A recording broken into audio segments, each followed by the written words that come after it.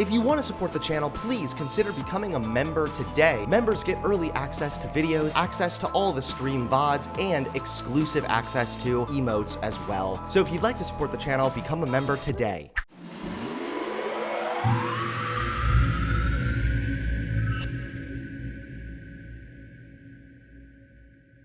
So we already have talked about Nick Fuentes and Sneeko plenty of times. Sadly, we are all aware of these two cancerous tumors that are growing in this abyss of a world that we unfortunately all must inhabit. They have become butt buddies.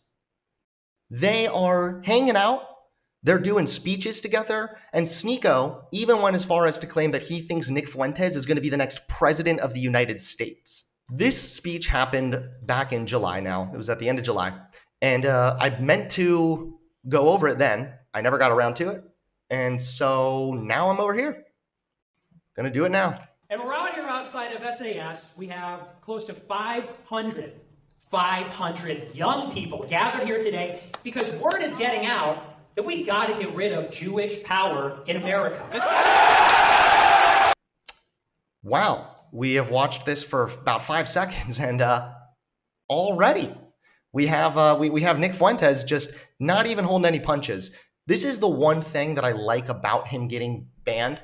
Well, the one thing. Believe me, there's plenty of things I like about that. But one of the things I appreciate about him being banned is the fact that, no joke, he's more unhinged. Because now he doesn't even have to pretend to prance around the TOS, you know? He doesn't even have to pretend to have good optics. He's just like, yeah, the Jews did it. Like he can just go on his Adolf Hitler speech.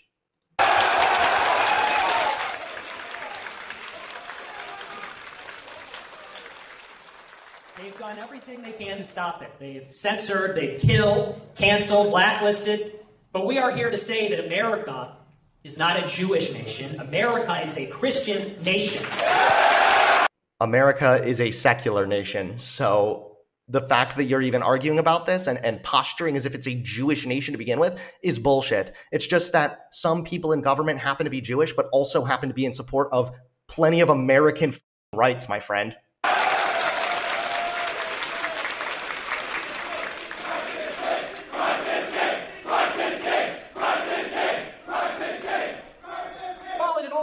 If Christ is the king of the world, then Christ must be king in America, must be the king of America.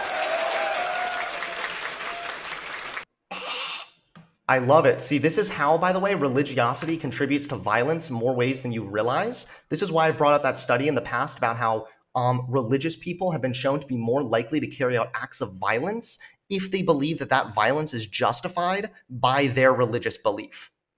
So Nick Fuentes, he doesn't actually have any proof or evidence that Jesus Christ is the king. He doesn't even have any of that, any evidence. He's assuming that, and because he is assuming that, on the basis of that, that means it's justified now to do whatever is necessary to instill Christ as king of the country as well.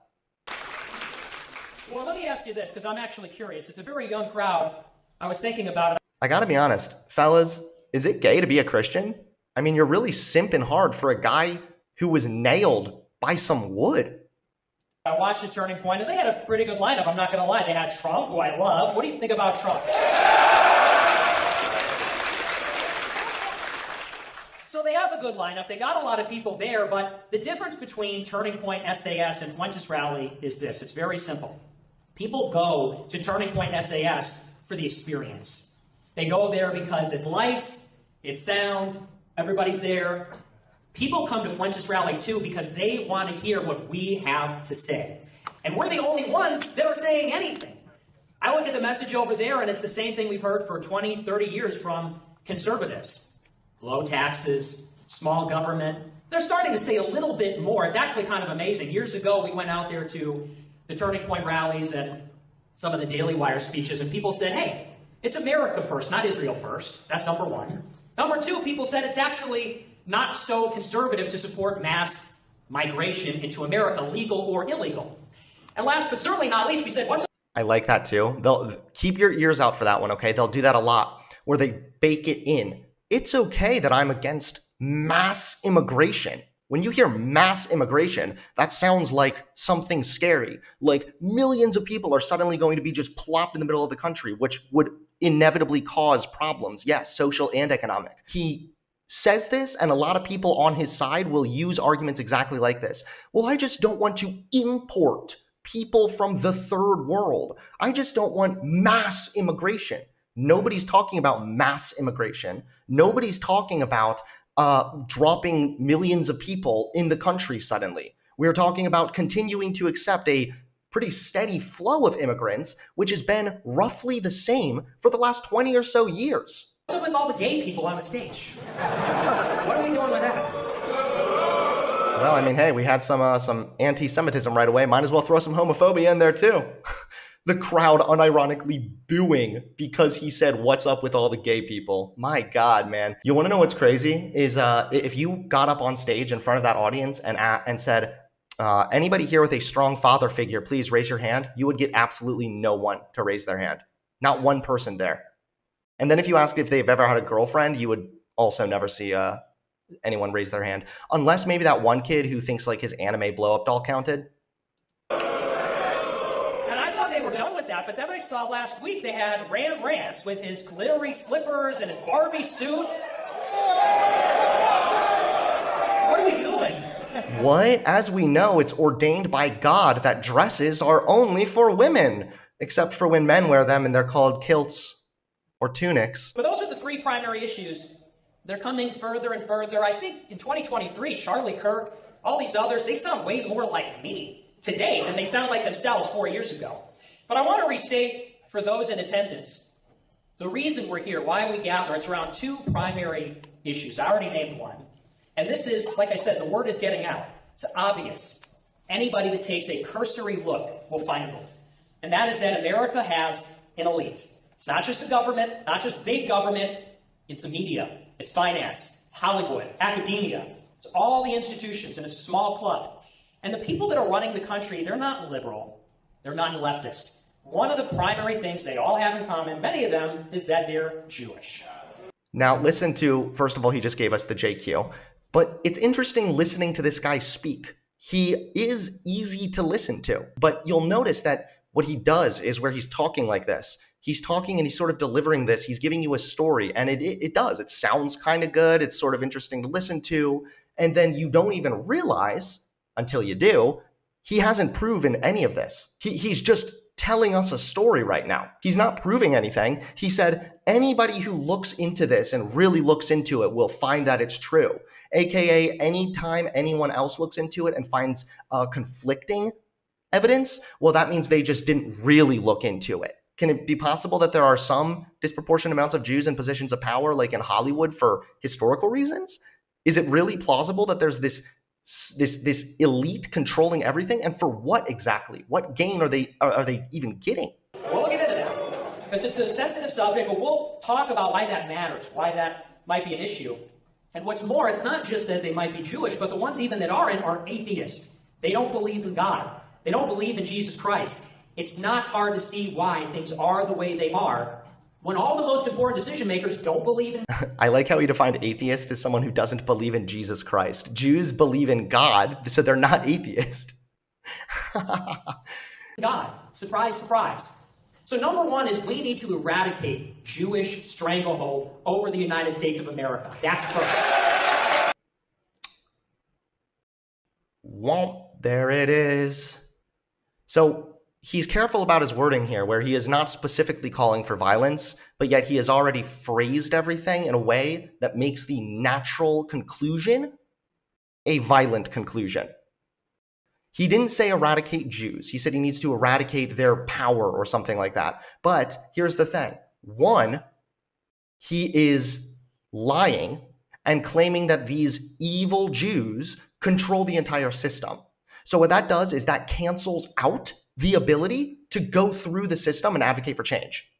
So if the system no longer works for you, if now you've been convinced that the entire system is rigged against you, then how else do you plan on eradicating this Jewish power? The only outcome is one of violence.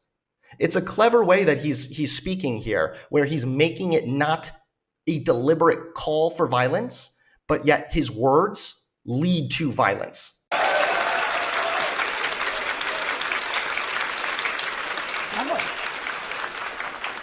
We love everybody, but ideas matter, religion matters. We need Christians running America, not Jews. That's number one. Number two is this, and this is one that I haven't talked about. That would be anti-American because that would be a violation of the Constitution. But again, just to be clear, Nick Fuentes does not care about the Constitution. He calls himself America first, you know. He doesn't give a shit about America. America is literally built on American principles. Nick Fuentes himself just said ideas matter. Yeah, American ideas matter. The concept of freedom of religion. You shouldn't have to be a certain religion in order to have a shot at running or working in the government. You're talking about a theocracy right now. That's not America. You're not America first, Nick. You are America last. You don't care about the Constitution. That is what makes America America. It's like saying you're a Christian, but you don't believe in Jesus Christ. You need a foundation in order for the overall belief to actually be valid. So if you are going to disregard the Constitution completely, then you are not in favor of America.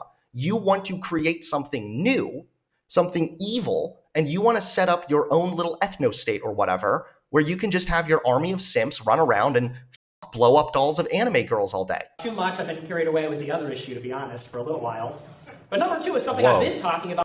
The background changed again. They're like, hey, you know what we haven't seen in a while? A 2000 or a Windows XP screensaver. Let's put that in the background. For years. And this is something they're getting more comfortable talking about. And that is that there is a genocide against whites happening in the United States and across the entire world. It's happening.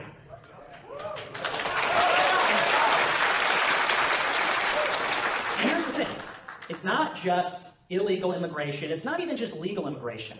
We're talking about a concerted effort to fill up not just our own country, but virtually every white country with non-white immigrants. It's real, it's happening, it's going on. I'm getting really tired of people talking about it without saying it. People talk about it in every other way. They'll say it's about voting rights. They'll say it's about citizenship. They'll say, well, as long as they come here and they work hard, play by the rules, none of that matters. I like how that's his version of white genocide. Just like brown people also participating in the country. Keep in mind, by the way, that diversity benefits people immensely when it comes to changing their overall attitudes towards diversity, thus making relations, social relations stronger and better. Having diversity contributes immensely to the economy. Both legal and illegal immigrants, at least here in America, contribute massively to the social security system. And in most cases, even illegal immigrants end up giving more into our social services than they take out. It's also just bullshit that these immigrants are coming here and sucking us dry of our precious resources, and then they're just going to bring their evil third world ways with them. No, it's also true that when people immigrate here, they tend to conform to the majority. They don't just get into the country and then just start to like set up their own little world, my friend. That's like what you want to do and other juvenile apes. But like normal people, people with functioning brains and whatnot, they tend to conform more than they wouldn't. So having diversity, it's just going to result in those immigrants becoming more like the general population. You don't need to expel people if you care about your voting rights or culture or norms or whatever. That's not necessary. Our country will be unrecognizable in a century. Not just our country, but all of Western Europe. What does unrecognizable mean? If you took control of the country right now, Nick, it would be unrecognizable. Do you mean that it's not going to have as many white people? Because that's usually what he means. Usually it's not that complicated. It's not that nuanced at the end of the day. It's just like, because there's not that many white people, now it's bad sort of thing. But like, you realize if America in the next 50 years became 90% black or brown, that doesn't necessarily mean the country is no longer America? What? Do we still have our founding principles? Are people's rights still being respected? Because I can tell you right now, if you took over in the country, you would make America unrecognizable because you don't care about American principles. You look at this and say, brown people bad, therefore America should be white, therefore more brown people means America bad now. Like, you're looking at this like a 2-year-old. Well, that's not even fair because I have a 2-year-old. And actually, well, now he's 3. But I've had a 2-year-old, and even he's smart enough to not make that dumb argument. All of Canada, Australia, New Zealand, Any other white country in the world is going to be the same. And our position on this is simple. There can be no negotiation. It is unacceptable. We will defend Western white civilization as it stands. Yeah, Western white civilization. This is what happens when you lump culture in with race. This is what happens when you think, because I really appreciate Christian values and more white people tend to be Christian, it must be because they're white that they're Christian, therefore we need more white people. Like, this is what this low IQ thinking does. And it's funny too, because he talks so much about racial differences in IQ or whatever. And it's like, my friend, your IQ is certainly fucking low. And people talk about a lot of things, but they don't talk about those two issues. People get very uncomfortable. But I'll say it explicitly, it is those two issues. It is the Jewish power in the country, it is the white genocide of the world. Now, and I want... The white genocide of the world? How can you unironically say that, okay, wait, if you think that just brown people immigrating here and like things changing naturally for the most part is white genocide, do you think that there is a genocide against trans people going on right now? I want to get a quick poll out of the audience because I would imagine, how many of you guys went to Turning Point USA? Be honest, raise your hands. How many went to Turning Point? Okay. Seeing quite a few hands, almost like half the room. The reason I ask is simple. We are not fighting a conventional war against Con Inc., against Turning Point USA, against a conservative. So yeah, now he's not even hinting at violence anymore. Now it's just straight up a call for a race war. Now here's the thing. We don't have the same resources they do. We're fighting a guerrilla war, but in many ways we've already won, and here's why I say that. We have all day long young Zoomers who watch my show. Guess what? I like that, the fire behind him. All these children are watching my show. I'll lead them to the darkness. Flames burning in the background. Maybe now we can get like a shadow of like a woman on a skewer. They're the children of politicians. Some of the most famous ones you may know. I'm just going to throw that out there. We've got fans of the show. They're children of billionaires, children of leaders in the country, in industry. They also happen to be people that are in Turning Point USA right now.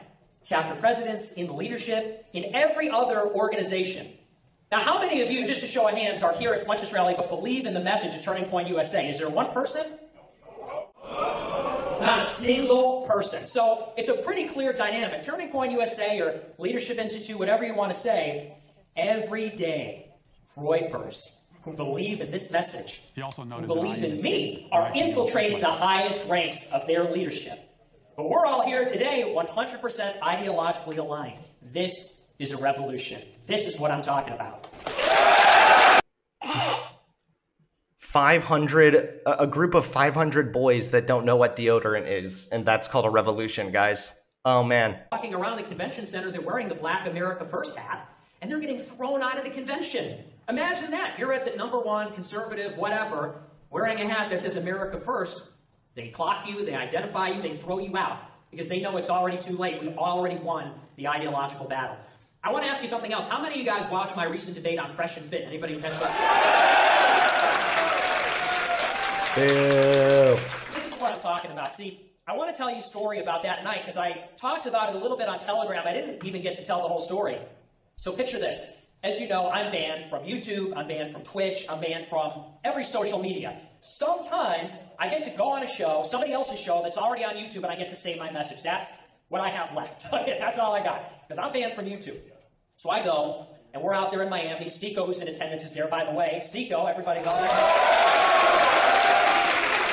So there's the first mention we get of our good old friend Sneeko.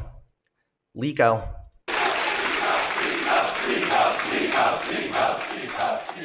Love Stico, he's the best. But so we're at Miami, I'm with Fresh and Fit, I'm with Stico, we're about to go live.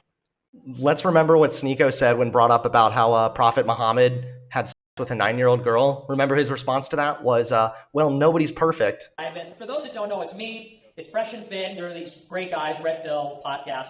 Sneeko's there, I'm supposed to, and John Circa for Circa. Yeah, also Sneeko is a brown guy, and he's a Muslim. So why is he even here? Sneeko should watch out, because movements like this will use minorities for as long as they need them. And then the minute it's done, Sneeko will be being booed on the basis of his race, just like they're doing it to everybody else.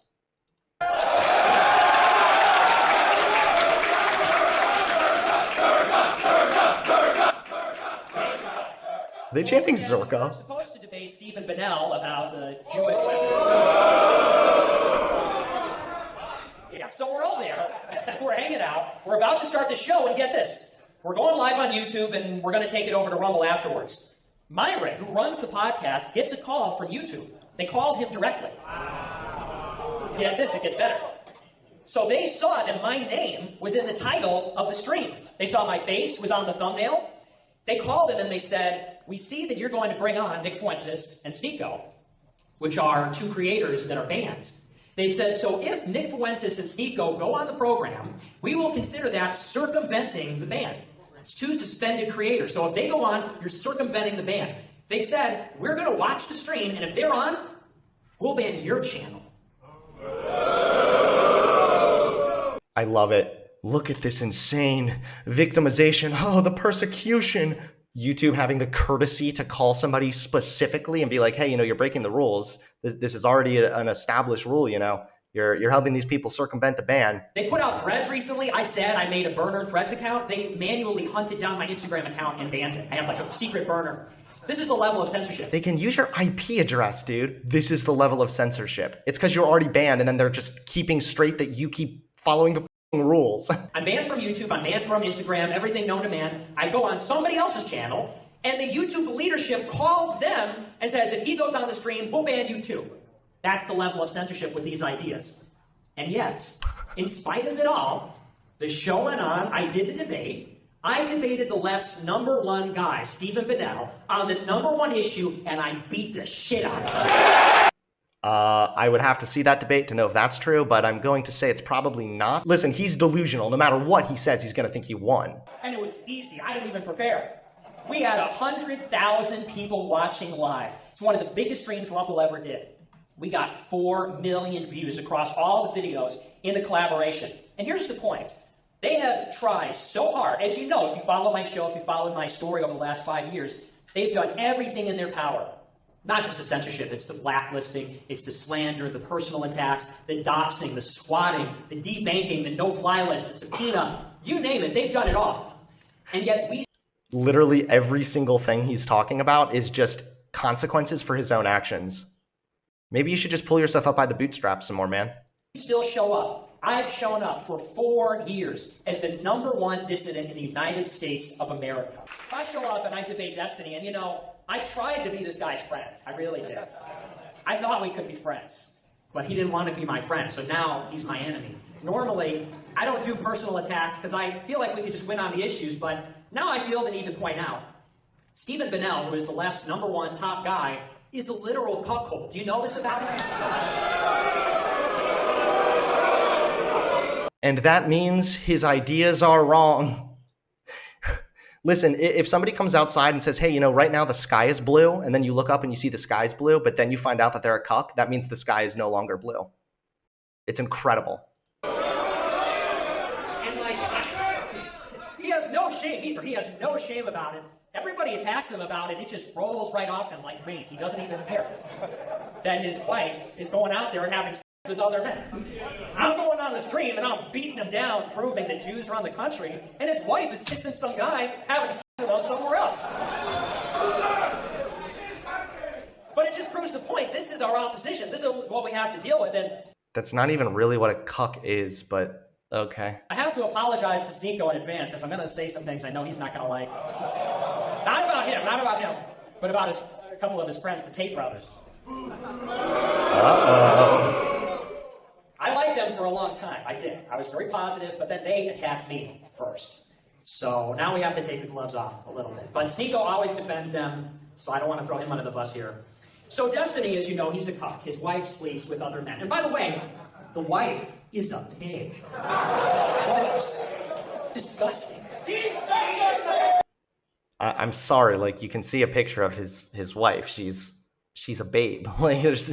What do you mean? If you said she's a really hot girl, but it sucks the relationship is degenerate, or you could have made an argument that would have at least been a little bit more compelling. Calling her a pig? My dude. Gross. Slut. And you know what? She's always hitting on me. She hits on Sneeko. She hits on Zerka. She's always hitting on me? Nick, I don't think a single woman has ever hit on you, okay? I know you would prefer a man be the one hitting on you anyway, based on the Catboy video and the date you went on a few years back. But what do you, this is so much cope, dude. Sneeko and Zerka, they want to be nice to her because she's got a pretty face. You know, I'll give her, she's got a pretty face. But when Oh, okay. I thought that she was a pig, though. So she's a really pretty pig? Leafy exposed her nudes. Yes. Do we love Leafy? Yay, revenge porn. Yay, exposing people's nude photos. Haha. I don't know if that would actually be revenge porn, depending on how that happened. But either way, it's like, this is just so desperate. He's not the first one. This is now a trend, as you know. It's Stephen Bennell. It's Hunter Avalon. You see this? Hey. He became Hey. He became the caricature. His wife not just sleeps with other guys, but black guys. Hey, listen. My wife only cucks me with the finest Aryan men, I assure you. But all kidding aside, nobody was ever cucked. Nobody left anybody for anyone else, and nobody like went and slept with anybody. Like, that's just all bullshit. But either way, the fact that the entire crowd is booing over him saying black guy, it's like, geesh. How much more evidence do you need to demonstrate that you are in a hell-like environment to be surrounded by that much depravity? Do you think it might be a problem that the people that are running your banks, that are making the movies your children watch, that are making the curriculum in college that the lawyers study? So again, we're going to probably just stop it here because it's obvious the rest of this is going to just be him rambling on about other people having sex because he's so desperate to have sex himself that he can't get that out of his mind. Specifically, he can't seem to stop thinking about sex with black people and black men. But then even this, he's still rambling about the JQ. The same people making your kids' movies are making the curriculum? No, they're what? No, they're not. You're just assuming that, like, because they're Jewish, they must be a monolith, therefore they're all thinking the same? That they must all just have the exact same ideas? For all the Jews in these positions of power, there are also just as many white people or men. Are men just all thinking the same? How do you feel how do you like it that men are in charge of the banks and that men are in charge of Hollywood? I mean, we could do this with anything. Why are you honing in on them being Jewish? It's because you're a Nazi scum, of course. We already know the answer. It's pathetic. It's stupid. It's desperate. And it's really just a cheap attempt to garner more hatred towards Jewish people because he's an anti-Semitic scum.